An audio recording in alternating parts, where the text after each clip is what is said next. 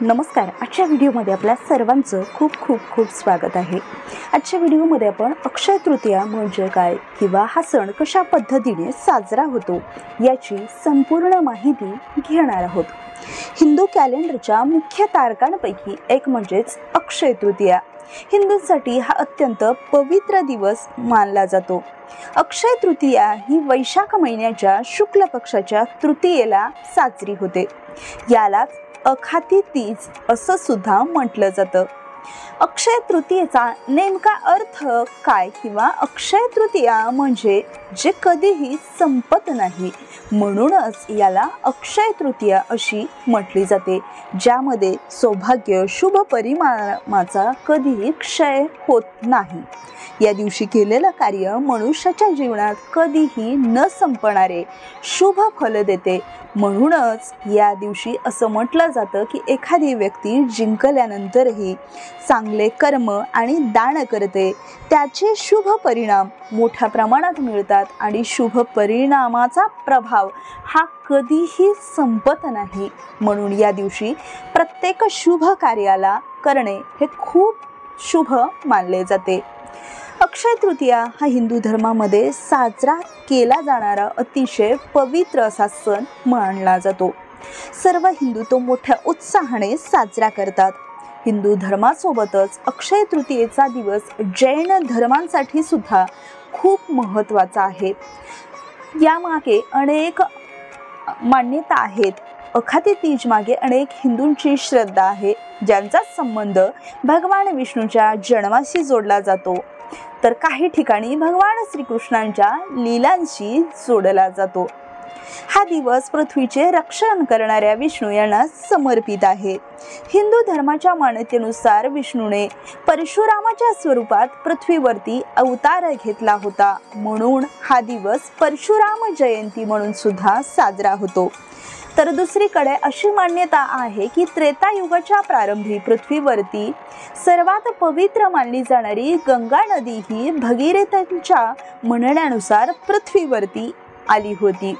म्हणूनच या दिवशी पवित्र अशा गंगा नदीमध्ये स्नान करण्याला सुद्धा खूप महत्त्व आहे. आणखीन एका मान्यतेनुसार माता अन्नपूर्णेचा जन्मदिवस म्हणून या दिवशी अन्नपूर्णेची पूजा केली जाते.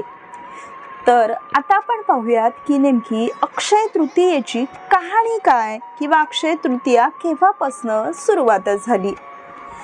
तर अक्षय तृतीयेच्या दिवशी ही कथा ऐकण्याला सुद्धा खूप महत्त्व आहे. या कथेला पुराणातही महत्त्व आहे. जो कोणी ही कथा ऐकतो, पूजा करतो किंवा दानधर्म करतो, त्याला सर्व प्रकारचे सुख, धन, ऐश्वर्य, कीर्ती आणि वैभव प्राप्त होते असं म्हटलं जातं. संपत्ती आणि कीर्तीच्या प्राप्तीसाठी वैश्य समाजातील धर्मदास नावाच्या व्यक्तीने अक्षय तृतीयेचे महत्त्व जाणून घेतले होते. ही फार जुनी गोष्ट आहे की धर्मदास एका छोट्या गावात कुटुंबासह राहत होता. ते खूप गरीब होते. आपल्या कुटुंबाच्या उदरनिर्वाहाची त्यांना नेहमीच काळजी असायची. त्याच्या कुटुंबात अनेक सदस्य होते. धर्मदास हे अतिशय धार्मिक वृत्तीचे व्यक्ती होते. एकदा त्यांनी अक्षय तृतीयेला उपवास करण्याचा विचार केला. अक्षय तृतीयेच्या दिवशी सकाळी लवकर उठून त्यांनी गंगेत स्नान केलं. नंतर पद्धतशीरपणे भगवान विष्णूची पूजा आणि आरती केली. या दिवशी आपल्या क्षमतेनुसार पाण्याची भांडी, पंखे, जव, सत्तू, तांदूळ, मीठ, गहू, गूळ, तूप, दही, सोने, कपडे इत्यादी वस्तू देवाच्या चरणी ठेवून दान केल्या. ही सर्व देणगी पाहून धर्मदास यांच्या कुटुंबियांनी त्यांच्या पत्नीने त्यांना रोखण्याचा खूप प्रयत्न केला. ते म्हणाले की जर धर्मदास हे सर्व धर्मासाठी देतील तर कुटुंबाचा उदरनिर्वाह कसा होणार. तरीही धर्मदास आपल्या दानधर्माने आणि पुण्यकर्माने विचलित झाले नाहीत. त्यांनी ब्राह्मणांना अनेक प्रकारचे दान दिले. आयुष्यात जेव्हा कधी अक्षय तृतीया साजरी करण्याची वेळ आली, या पवित्र सणानिमित्त प्रत्येक वेळी धर्मदासांनी या दिवशी लक्ष्मी आणि नारायणाची पूजा केली, दान केले, विधी केले. म्हातारपणाचा आजार, कुटुंबाचा त्रासही त्यांना त्यांच्या उपवासापासून विचलित करू शकला नाही. या जन्माच्या पुण्य परिणामामुळेच पुढच्या जन्मी धर्मदासांनी राजा कुशावती म्हणून जन्म घेतला। कुशावती राजा अतिशय प्रतापी होता। त्यांच्या राज्यात प्रत्येक प्रकारचे सुख होते। संपत्ती, सोने, हिरे, रत्ने, संपत्ती कोणत्याही प्रकारची कमतरता नव्हती। त्यांच्या राज्यात लोक खूप सुखी होते। अक्षय तृतीयेच्या पुण्य प्रभावामुळे राजाला वैभव आणि कीर्ती प्राप्त झाली, परंतु ते कधीही लोभाला बळी पडले नाही। सत्कर्माच्या मार्गापासून दूर जाऊ नका। त्यांच्या अक्षय तृतीयेचे पुण्य त्यांना नेहमीच लाभते।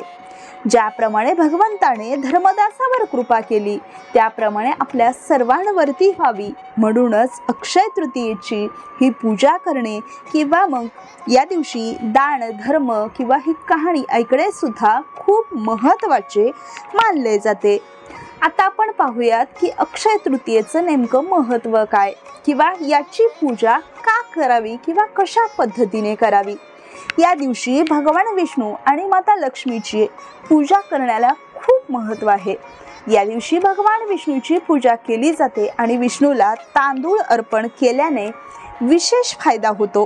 पूजा केल्यानंतर त्यांना तुळशीच्या पानासह अन्न अर्पण केले जाते, म्हणजेच नैवेद्य दाखवला जातो आणि त्यामध्ये महत्त्वाचा म्हणजेच आंबा हा महत्त्वाचा मानला जातो। सर्व विधी पूर्ण केल्यानंतर देवाची धूप दीप लावून आरती केली जाते। उन्हाळ्यात येणारे आंबे, चिंच देवाला अर्पण केले जातात आणि वर्षभर चांगले पीक आणि पावसांसाठी आशीर्वाद मागितले जातात। अनेक ठिकाणी या दिवशी मातीची भांडी पाण्याने भरली जातात। कच्चा आंबा, चिंच, गूळ पाण्यात मिसळून या देवतेला अर्पण केले जातात। तर या दिवशी कोणकोणत्या वस्तू दान कराव्यात? चांगल्या हेतूने दिलेली प्रत्येक गोष्ट परोपकाराची पुण्यता वाढते। या दिवशी तूप, साखर, धान्य, फळे, भाज्या, चिंच, कपडे, सोने, चांदी इत्यादी वस्तूचे दान करावे। या दिवशी छोट्या दानाला सुद्धा महत्त्व आहे। असे मानले जाते की एका मान्यतेनुसार अक्षय तृतीयेला इलेक्ट्रॉनिक वस्तू सुद्धा देण्याचं महत्त्व आहे। या दिवशी अनेक लोक पंखे, कूलर इत्यादी वस्तू दान देतात। हा सण उन्हाळ्यात येतो, त्यामुळे उन्हापासून बचाव करणारी उपकरणे दान दिल्याने याला खूप फायदा होतो असं मानलं जातं। आता आपण पाहूयात की अक्षय तृतीयेचं नेमकं महत्त्व काय। तर हा दिवस सर्व शुभ कार्यासाठी उत्तम मानला जातो। 3.5 मुहूर्तापैकी हा एक शुभ मुहूर्त आहे। अक्षय तृतीयेला लग्न करणे सुद्धा खूप शुभ मानले जाते। ज्याप्रमाणे या दिवशी केलेल्या दानाचे पुण्य कधीच संपत नाही, त्याप्रमाणे रोजच्या लग्नातही पती पत्नीमधील प्रेम कधीच संपत नाही। त्यामुळे या दिवशी अनेक जन्मांपर्यंत टिकण्यासाठी लग्न लावली जातात। लग्नाव्यतिरिक्त उपनयन सोहळा, घराचे उद्घाटन, नवीन व्यवसाय सुरुवात करणे किंवा नवनवीन प्रकल्प सुरू करणे किंवा नवीन प्रॉपर्टी खरेदी करणे, त्यामध्ये घर, सोने, चांदी किंवा दागदागिने किंवा नवनवीन गाड्यांची खरेदी सुद्धा या दिवशी खूपच शुभ मानली जाते।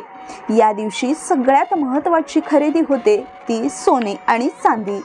तर या दिवशी व्यवसाय सुरू केल्यामुळे व्यक्तीला सदैव प्रगती मिळते असं सुद्धा म्हटलं जातं। तर ही संपूर्ण अक्षय तृतीयेची माहिती जर तुम्हाला आवडली असेल तर अशाच नवनवीन पौराणिक माहितीसाठी आपल्या चॅनलला लाईक, शेअर आणि सबस्क्राईब नक्कीच करा। धन्यवाद।